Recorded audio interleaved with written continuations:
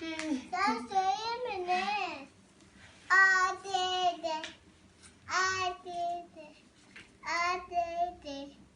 Senin evin nerede?